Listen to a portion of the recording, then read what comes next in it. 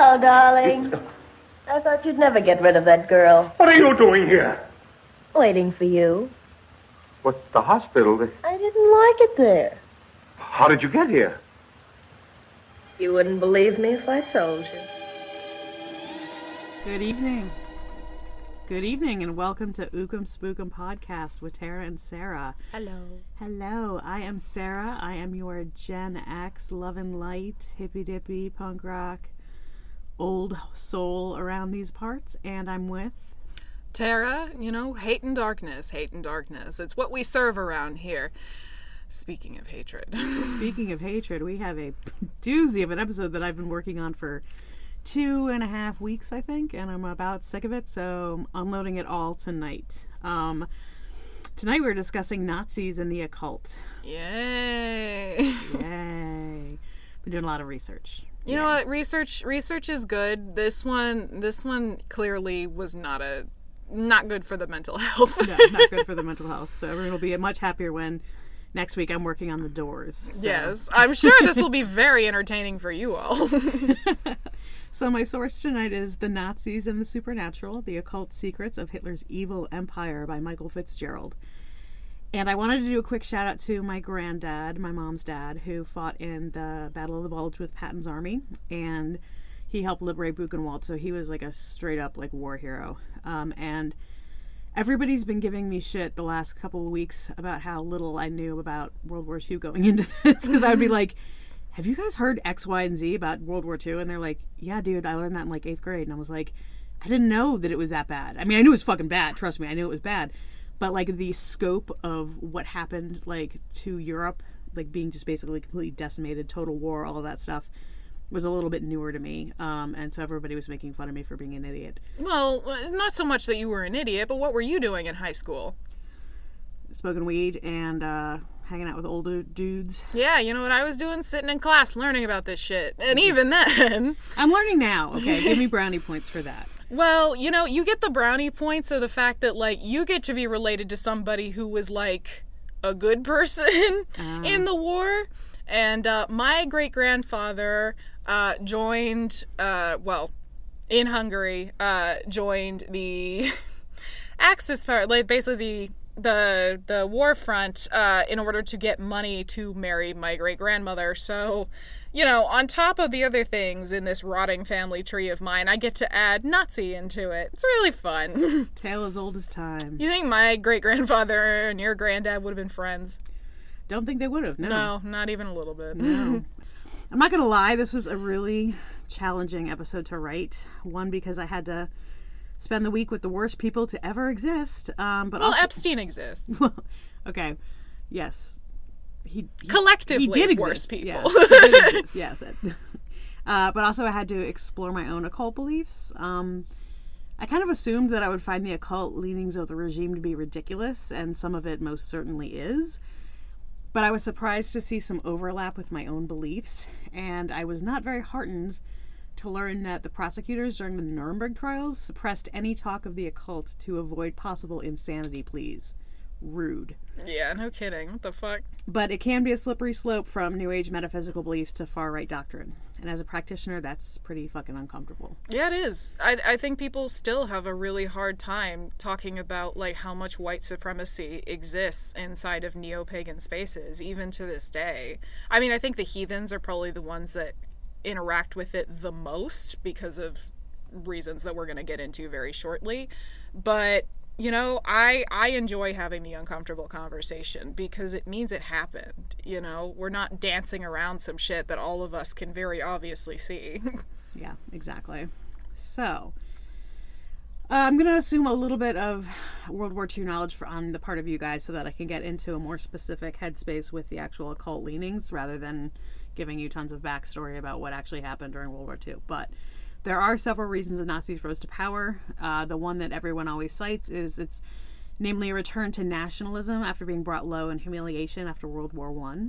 Yeah. And the concept that they could not only overcome this, but triumph into Übermenches, won over a struggling populace. Because, I mean, the biggest thing that really sent Germany into World War II is also the fact that their economy was absolute shit. Yeah. Their money was absolutely fucking worthless, because after World War I, Germany was basically footed the bill of a conflict they didn't even fucking start. Yeah. And it destroyed the country by design. Exactly. But one of the underlying reasons why they were able to retain power for as long as they did, not quite 1,000 years, but still, was their interest in the occult. So let's start with the astrology of Hitler, since he was influenced by it and could actually cast horoscopes himself. Full disclosure, I very much believe in astrology. It's been around since Mesopotamia and has influenced world cultures ever since. I personally love my Cheney app. I work with our in-store astrologer, John Morani, and I try to avoid dating Pisces when I can. That does not go well. I date Pisces almost exclusively. Girl, I have a problem with Aquarius men.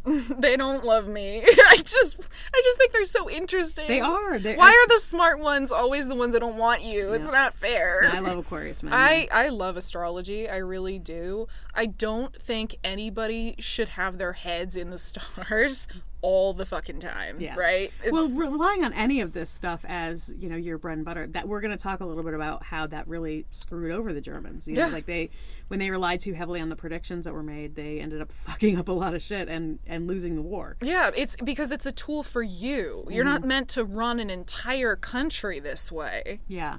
And even as a tool for us, it's like there's times and places, I think. Yeah, very, very much. Yeah. So Hitler was born on 4/20, ruining a perfectly good day. God fucking damn it! You were really pissed off when you found that out today. Every time I light up, I have to think about that shithead now. No, you don't. You can just make it your own thing. That's true. Your mind is your choice. Exactly. We're going to manifest you not thinking about Hitler when you get high. That'll be helpful. So that makes him an Aries-Taurus cusp, although John Morani will say there's no such thing as a cusp.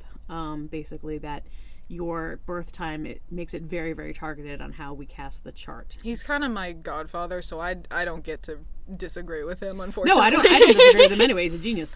But I will say that technically makes Hitler an Aries. And Aries is ruled by Mars, which is, the war planet. Mm-hmm. So you can kind of see where I'm going with this.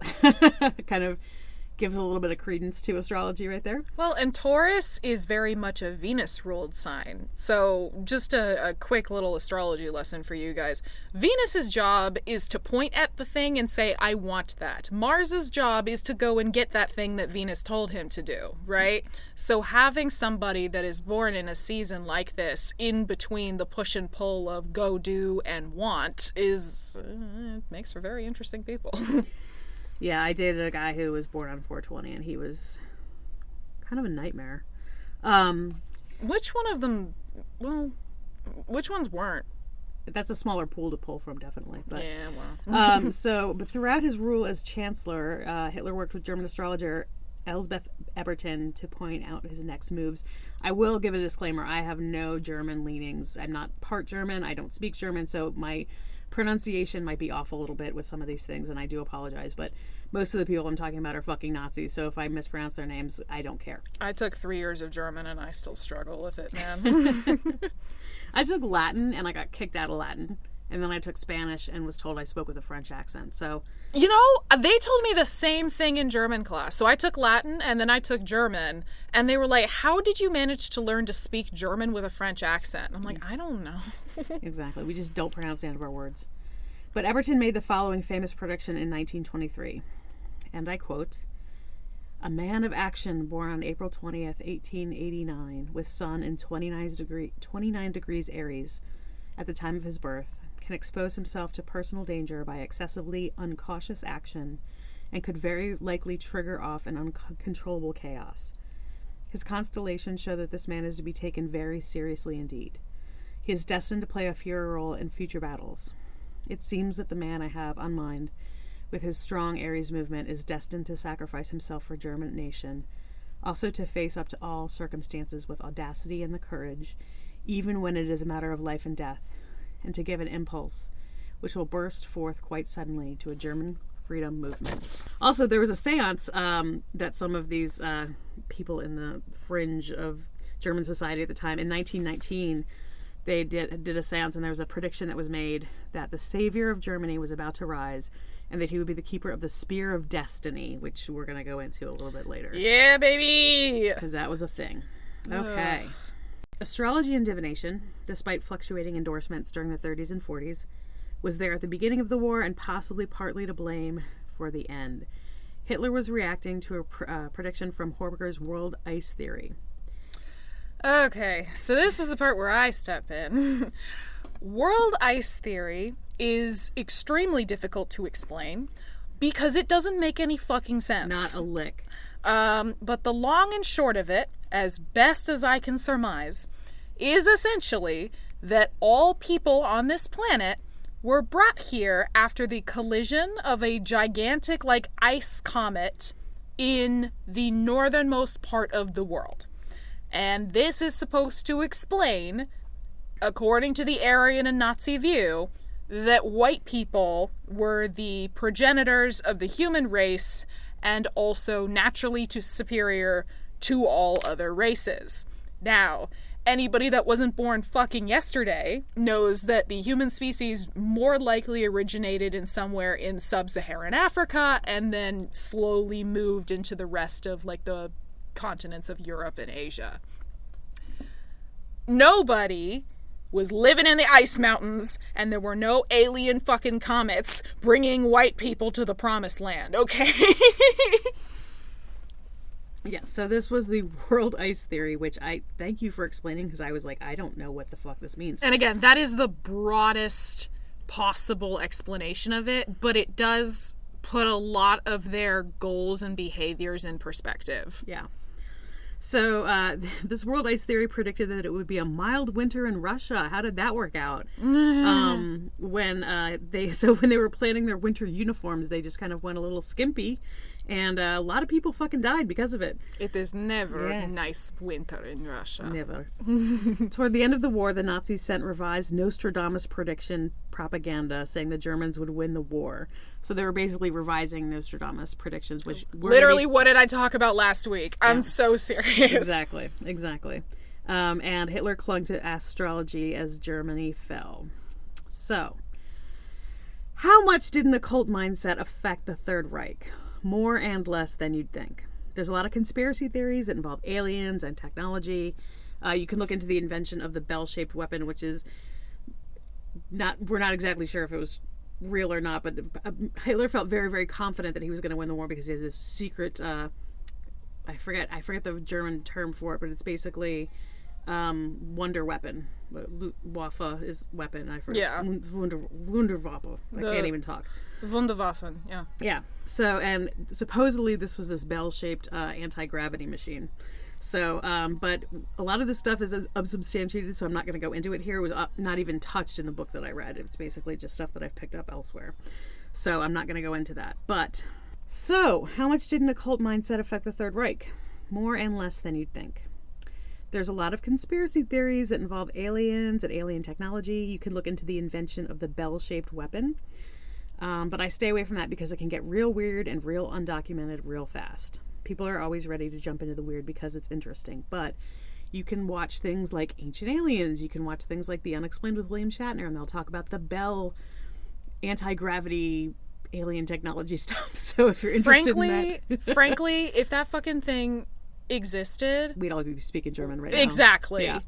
Where Pixar, it didn't happen. Well, okay, so there were plans for it, I think, and also it didn't work. We know that. If it did exist, it didn't work. But there is a possibility that it did exist. So, I mean, it may have existed in probably some sort of prototype state, but there's no way that thing actually fucking works. Absolutely not. Yeah, exactly. Okay.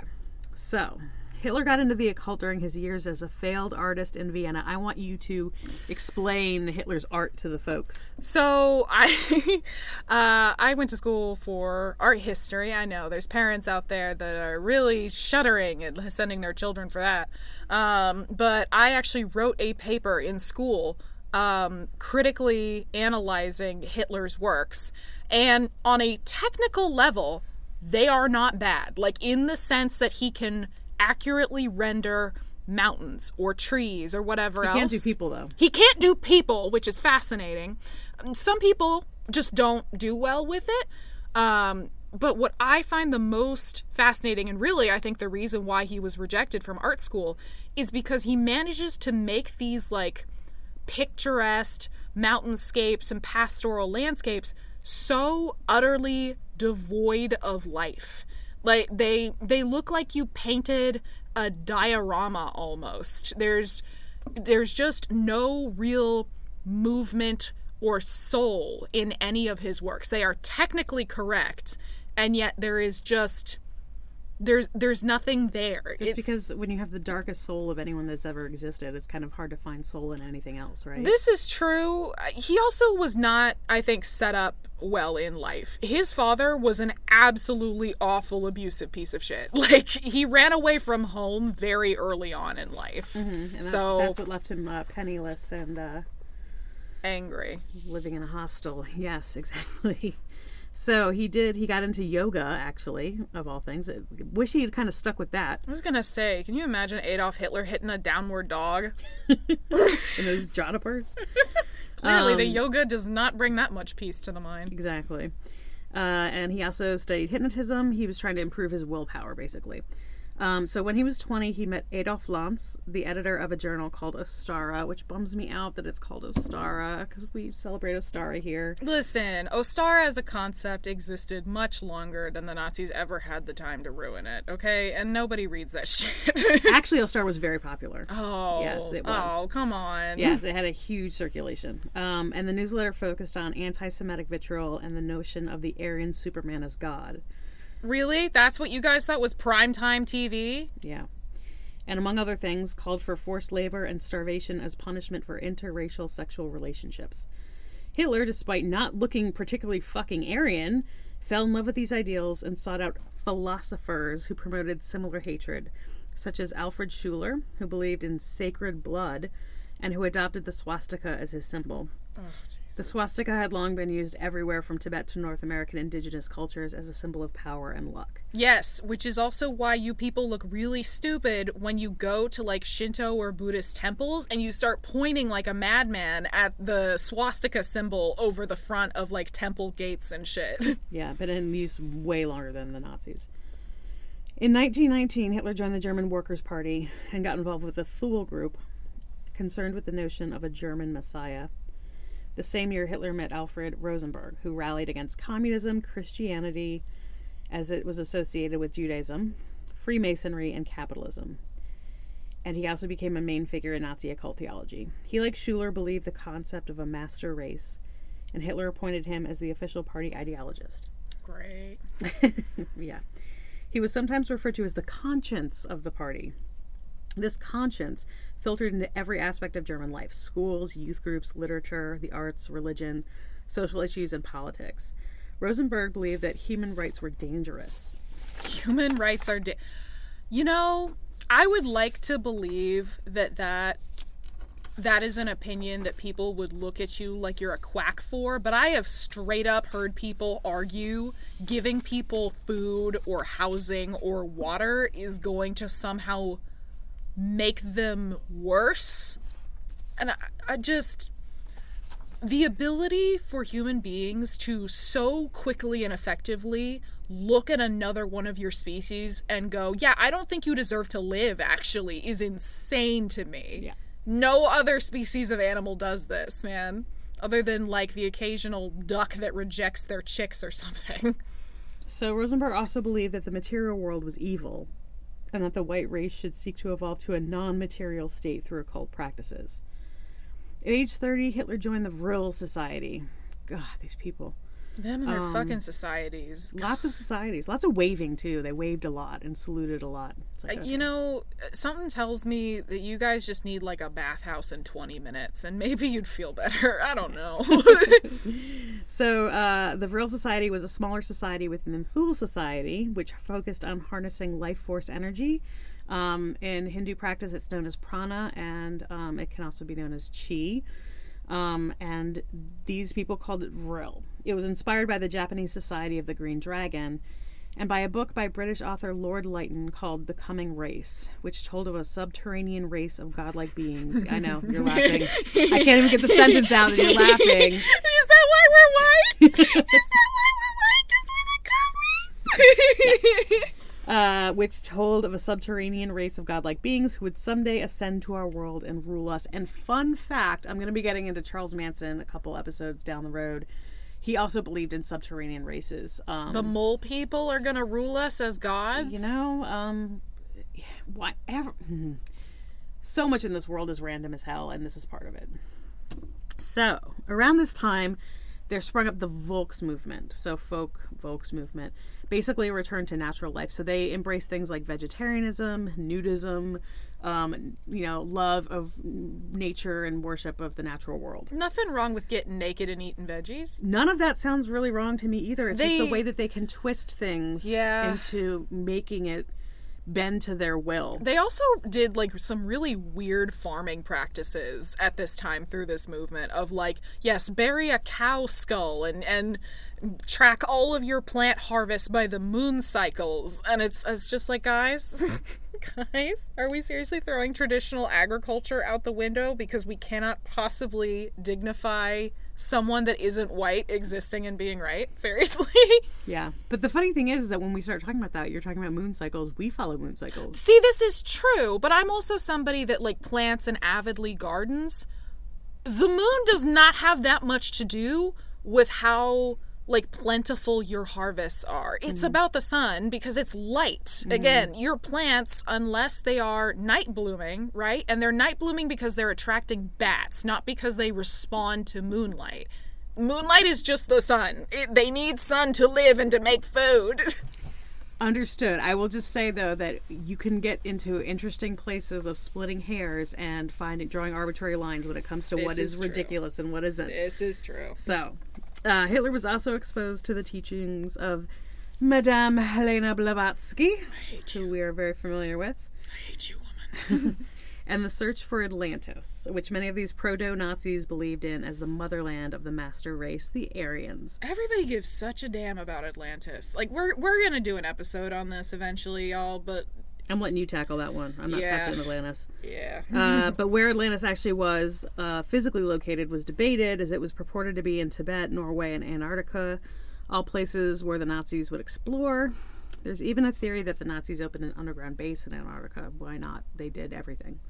Yeah, Blavatsky herself was not a Nazi. I want to say that.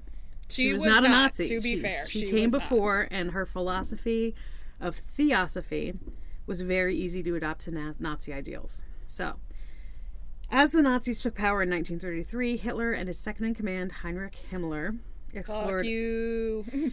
And I got to give a shout out right now. If you are interested in learning more about Himmler, Last Podcast on the Left does an absolutely stunning job of doing Himmler research. So check them out. But Heinrich Himmler explored astrology. He was kind of a true believer. Not everybody in the Nazi Party was, and I'll talk about that in a little bit. But yeah, he was. Himmler believed. He was getting high on his own supply. The problem is the supply was glue. It wasn't glue, it was meth, but yeah. True. Pervitin, baby. Yes. Feed it to your sick children. Aryan legends think the Eddas, and even Christian relics such as a spear of destiny, which is thought to be the spear that a Roman legionnaire used to pierce Jesus' side. And the legends of the Lost Ark of the Covenant and the Holy Grail. Think King Arthur and Indiana Jones. Despite the fact that the party believed that Christianity was too Jewish and soft, they were consumed with finding these artifacts and harnessing their powers. In true Nazi fashion, none of this shit had any basis in fact, and the Nazis themselves couldn't agree among themselves how much they really believed. For instance, Himmler was a true believer, as I mentioned, and his twisted beliefs drove the architecture of the SS, so the Schutzstaffel, but Goebbels and Bormann were less ideological. The Nazis' inner circle fluctuated over time on their beliefs, sometimes leaning heavily into astrology and other times banning it. Though this was less out of disbelief, and more because they wanted to keep its power for themselves. They didn't want energy falling into the hands of anyone who could defeat them or even disagree with them. Gonna get into the SS officers after we do our halfway break. All right, see y'all in a minute. You mind if I smoke? Now hear this, now hear this. Let's get over to our ad break. We are coming to you live from Sticks and Stones Circle here in Fairfax, Virginia. It is our home away from home, your one-stop shop for all of your spiritual, mineral, or literature needs. We have books, we have crystals, and catching us on the right days, you can receive a reading from either Sarah, myself, or any of the other extremely talented people that work here. We would always love to have you at any of our events, or just to take a pop in and sniff some incense. Now hear this, now hear this. Back to your regularly scheduled program. Smoke? I always smoke at the theater. Somehow it enhances the performance. So Himmler believed that his perfect Aryan SS officers should model themselves after the Arthurian knights. Great, yeah. There's nothing gay about that at all.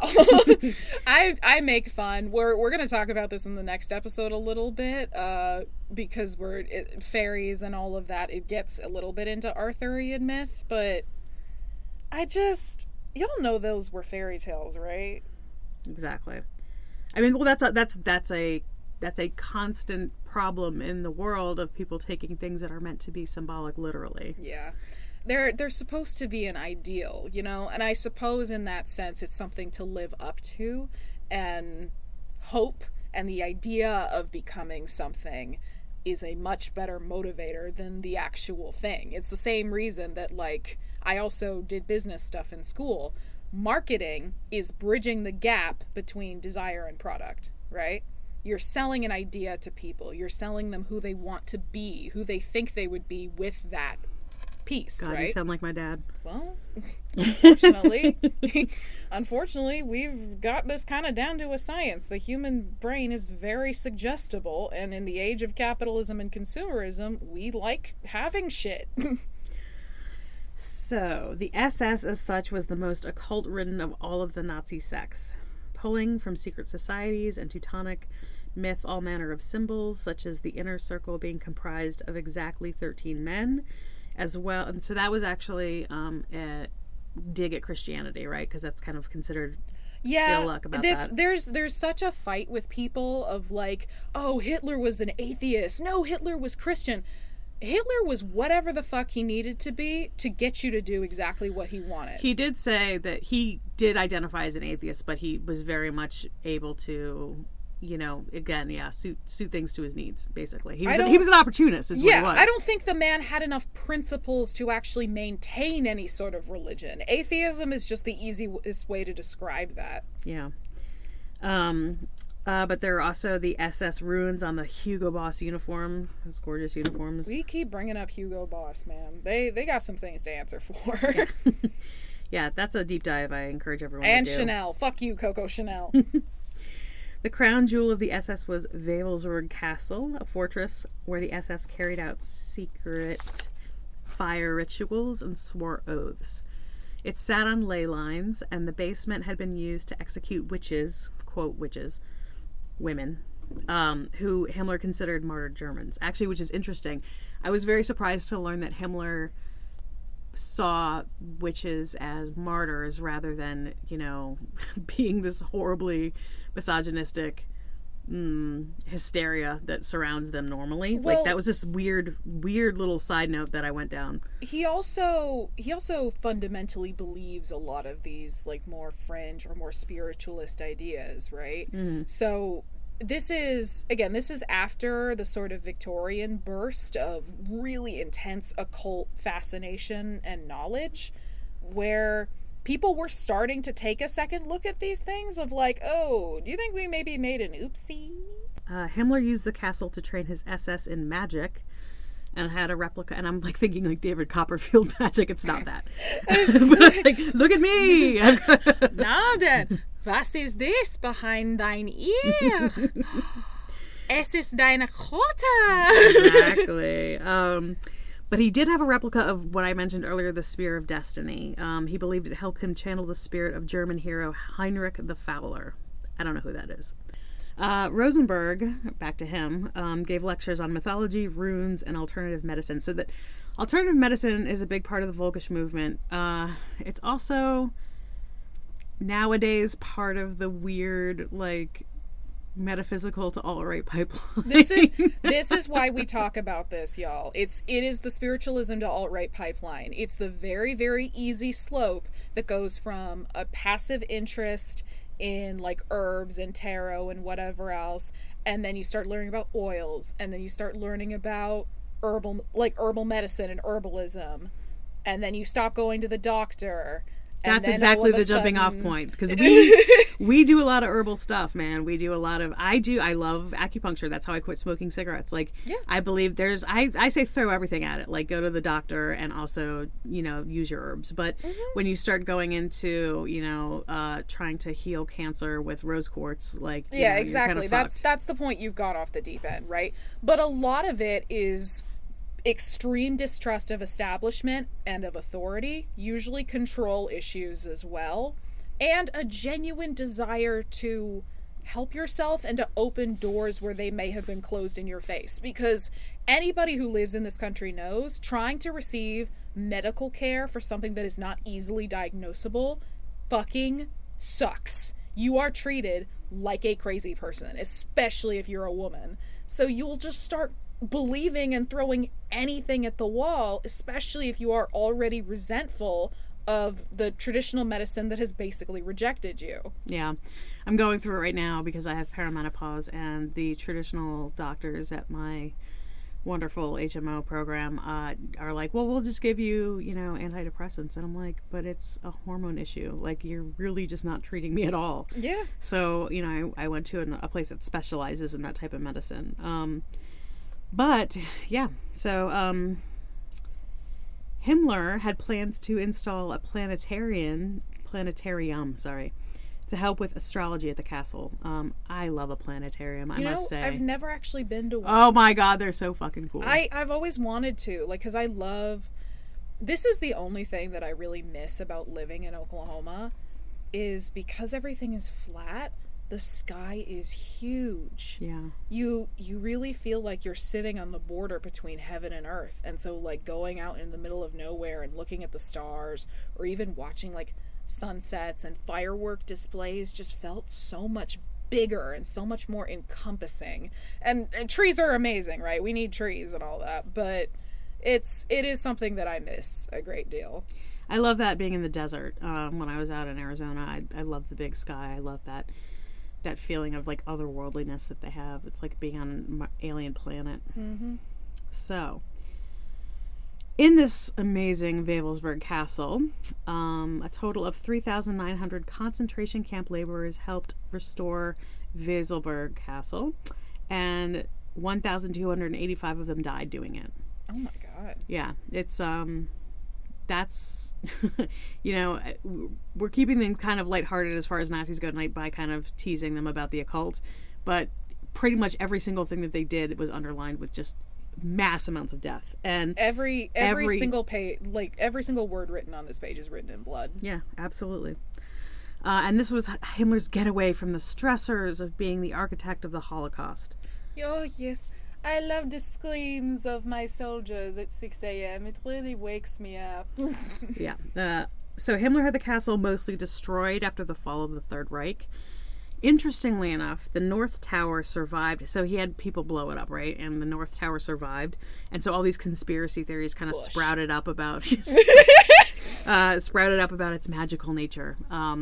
Yeah, so that's fascinating. Interesting. So Himmler also funded the Ahnenerbe, a pseudoscientific research department who sought proof that Germans were racially superior and ended up conducting nightmarish experiments in death camps. So you go to feel a little bit superior to somebody else, and that's where you fucking end up. They would also baptize their babies in those chambers by touching daggers to their heads. Yeah, they weren't very nice people. No, not really. So Himmler also, this is a nice little side note, speaking of babies, Himmler also oversaw the Lebensborn breeding program. So basically they were trying to repopulate the world. They were going to kill just about everybody that was not perfectly Aryan, or kill everybody that wasn't perfectly Aryan. And they wanted to repopulate the world with white people. So they had this Lebensborn breeding program, and they would encourage things like polygamy and stuff like that, where they would try to get women to produce as many white children as they could. But this interesting little side note is that Himmler said that babies conceived in Aryan cemeteries would merge with the souls of fallen heroes. And you were kind of freaked out when you read that earlier. So I've never heard of this part. Honestly, there is a reason that people dedicate their entire fucking lives just to World War II, because the scope of horrors cannot possibly be comprehended by one person. First of all, that's not how necromancy even fucking works. Secondly, just how do you do this to people? How the fuck do you do this to people? That is just the question that I sit and ask over and over again, and yet, fucking in a cemetery. Yeah. Maybe your kid will be a reincarnated war hero. Sure, why not? So now into the beautiful world of neo-paganism, and we're gonna have to have a little talk. Yeah.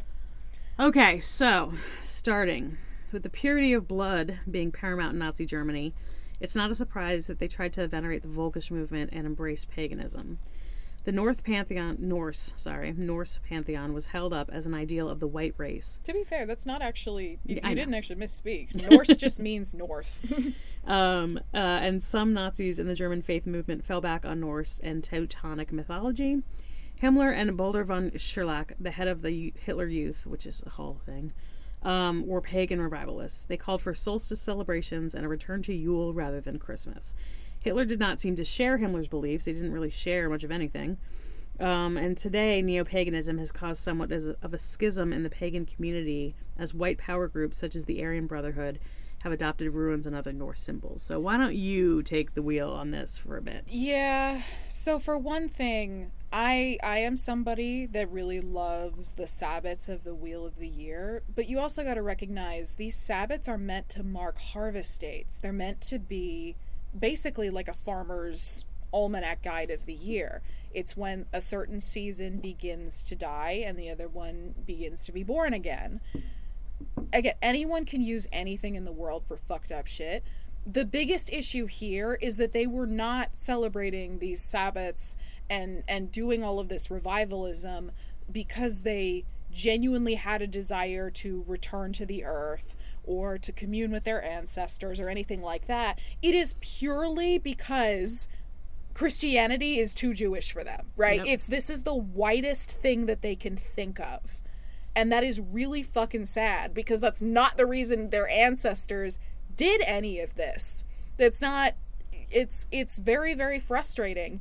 And unfortunately, people don't do this kind of work when they get into the Sabbats or get into paganism as a whole. And this is how you get people who will believe extremely upsetting things about the world, about race, about anything else, tacitly. They're not doing it on purpose. It's just people don't understand how badly it was warped, and the presentation of paganism in the modern day is unfortunately a lot more closely aligned with the way the Nazis performed it than your ancestors did. Well, some of them were doing it on purpose, as we talked about during our Skinhead episode. There's definitely some people that knowingly perverted all of this for their own. Fair.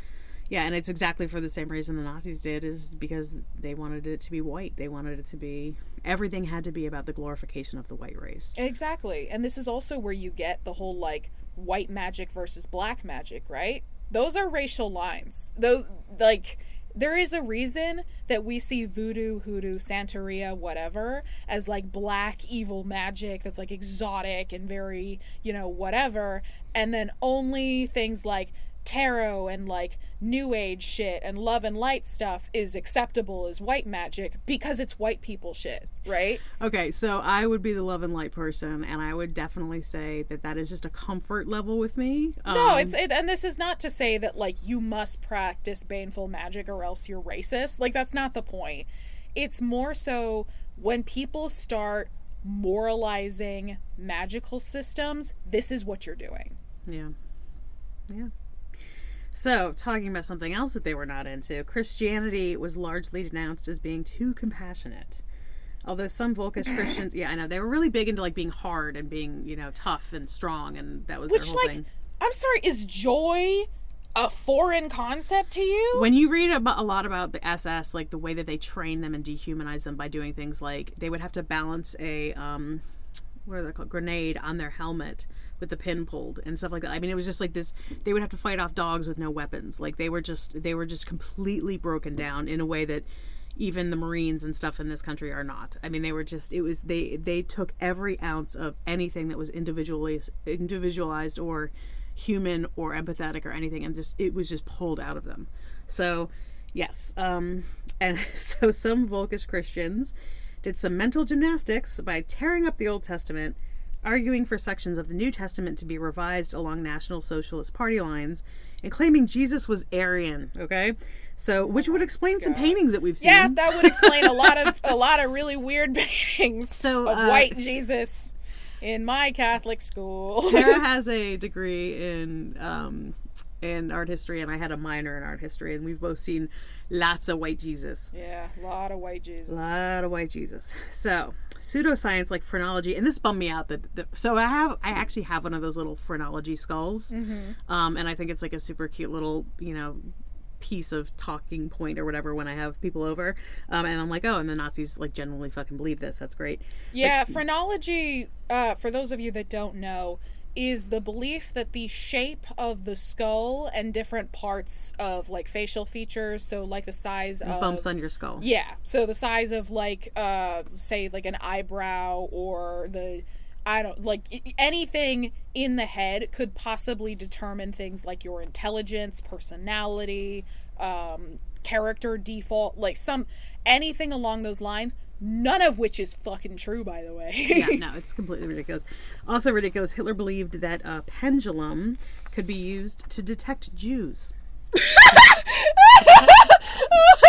This is my Jew detecting pen. Yes. Oh, it's shaking. When here went to Shabbos. Yeah, it's yeah, so we do get to laugh sometimes because it's fucking ridiculous. But at the same time, people died because of it, so maybe not so funny. But all occult beliefs were brought under control of the Reich, taking the power away from the people and being used as an advantage by Nazi leaders. So this is something I wanted to talk about a little bit.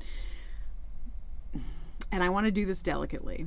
I think that there is a timeline in which spiritual, occult, whatever you want to call it, is taken away from people and looked at as evil. And then it's being bastardized by those in power, right? Yeah. So they're still using it.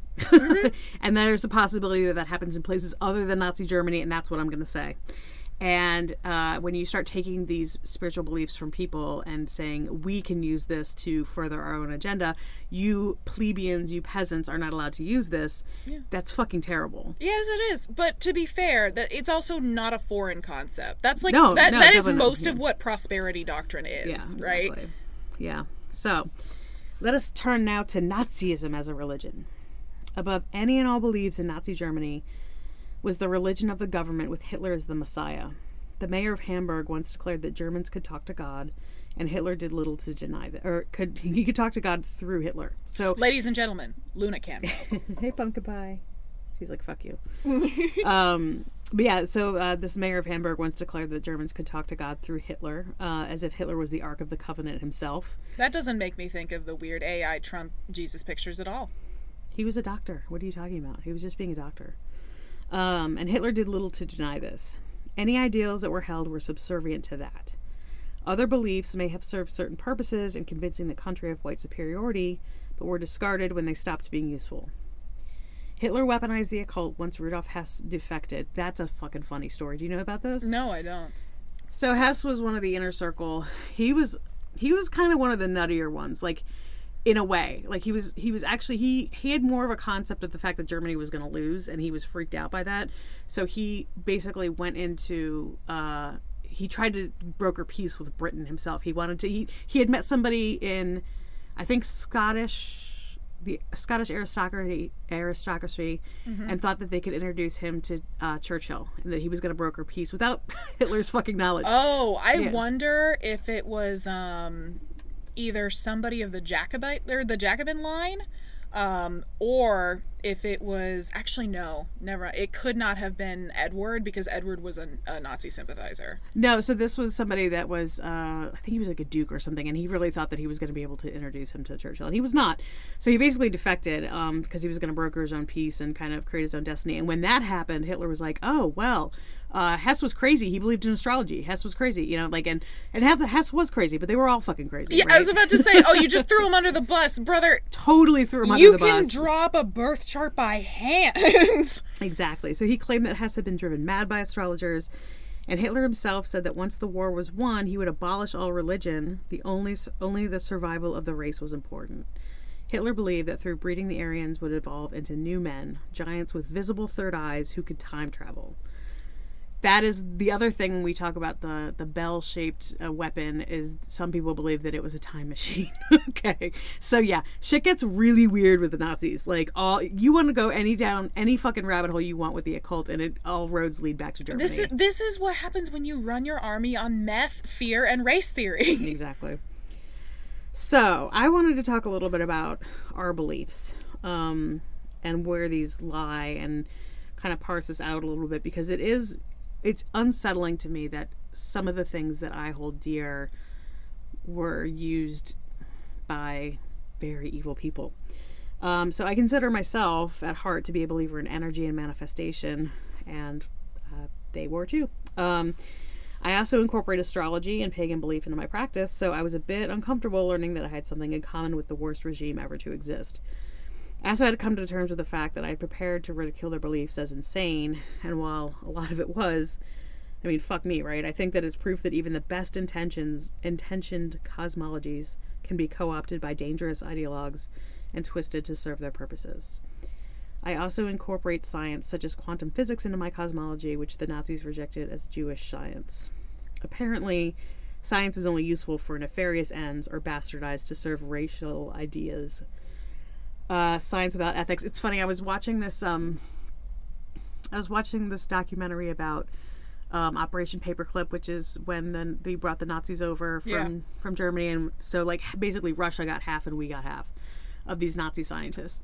And they were like, oh, we wondered why they were so much more ahead of us. Like, you know, how are they so smart? How could they have all this technology? And it's like, because they didn't have ethics, and they used human subjects. I mean, like it's just insane. You can get a lot of shit done when you don't have any guardrails. Exactly. As long as you don't care about anyone or anything in your path. Exactly. And so that's how a lot of our stuff that we have today was on the backs of other people. So. Yeah.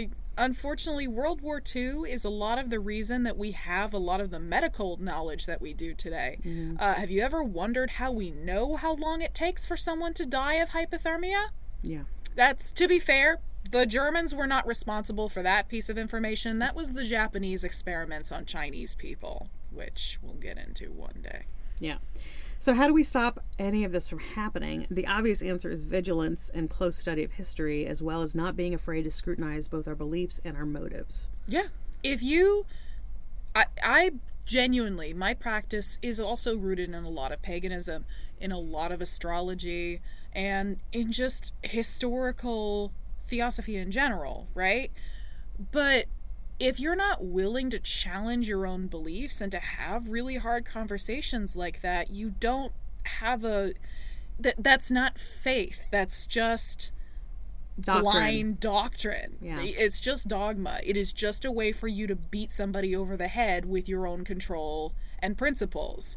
It is just like statistics, okay? I am absolutely horrendous at math. The only two things that I ever understood were geometry and statistics. Because statistics can be whatever the hell you want them to be. That's the fucking problem. Yeah. It is anybody that sits there and is like, math never lies, numbers never lie, don't understand just how easily you're lied to all the fucking time. Mm-hmm. Yeah, so I wanted to end on kind of a happy note.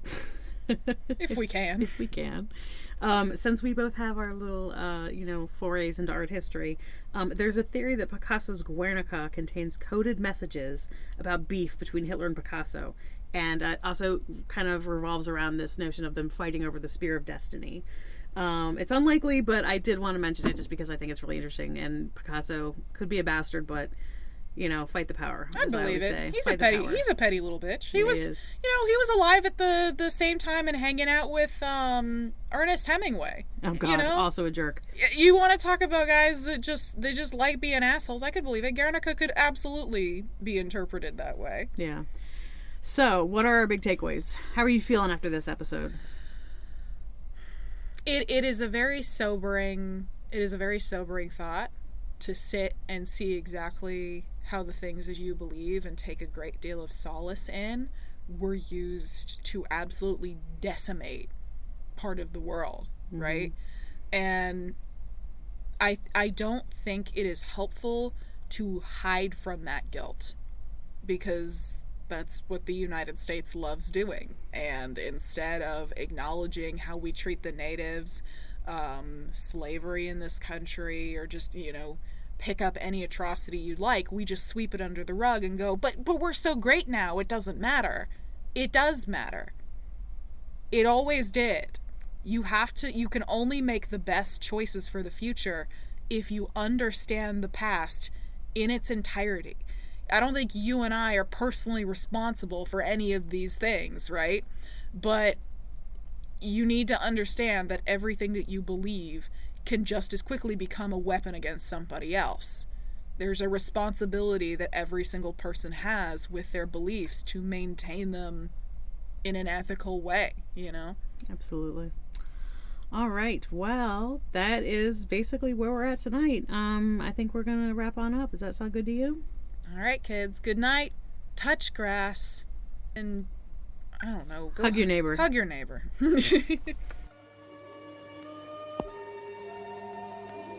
That was one of the most enjoyable half hours I've ever spent. Oh, well, Vera, how could you? Poor Ruth.